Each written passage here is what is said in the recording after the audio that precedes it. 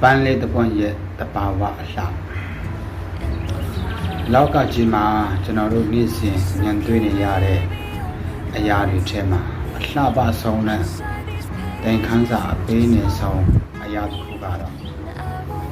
ပန်းလေးတွေပဲဖြစ်ပါတယ်ပန်းလေးတစ်ပွင့်ဟာမြေကြီးထဲမှာစမြုပ်နေတဲ့မျိုးစေ့လေးဘဝကနေစတင်ပါတယ်မောင်မဲနေတဲ့မြေစီလွာကိုဖောက်ထွန်းပြီးအလင်းရောင်ရှိရာကိုထိုးထွန်းလာဖို့သူဟာအချင်းအကြာကြီးအချင်းအာယူခဲ့ရပါတယ်ဒါဟာကျွန်တော်တို့လူသားတွေရဲ့နေ့စဉ်ဘဝကြိုးစားအားထုတ်မှုနဲ့တူညီနေပါတယ်သူဟာအချင်းတန်လို့ပွင့်လန်းလာတဲ့အခါမှာတော့သူ့ရဲ့ရနံ့နဲ့အယောင်အသွေးဟာပတ်ဝန်းကျင်ကိုတောက်ပစေပါတယ်သူဟာတခြားပန်းတွေနဲ့ရှင်ပြိုင်ပြီးပွင့်တာမဟုတ်ပါဘူးသူ့ရဲ့ကိုယ်ပိုင်အခြေ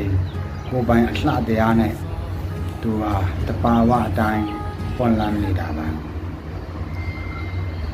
ပန်းလေးတွေဟာသူတို့ကိုနှစ်သက်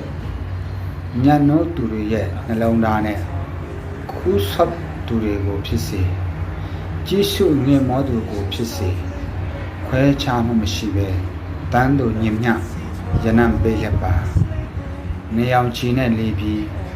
မိုးရေစက်တွေကိုကျေးဇူးတင်ရှိစွာနဲ့လက်ခံယူတတ်ပါတယ်ပွန်ပြီးရင်ကြွေရမယ်ဆိုတဲ့တဘာဝကိုလည်းလက်ခံခြင်းနဲ့အတူရင်းဆန်ခြင်းလုံးဝမရှိပါဘူးညှိုးနှံသွားတဲ့အခါမှာလည်းမြေကြီးအတွက်မြေဩဇာအဖြစ်အမြင်ပြန်လဲပေးဆက်သွားလက်ပါ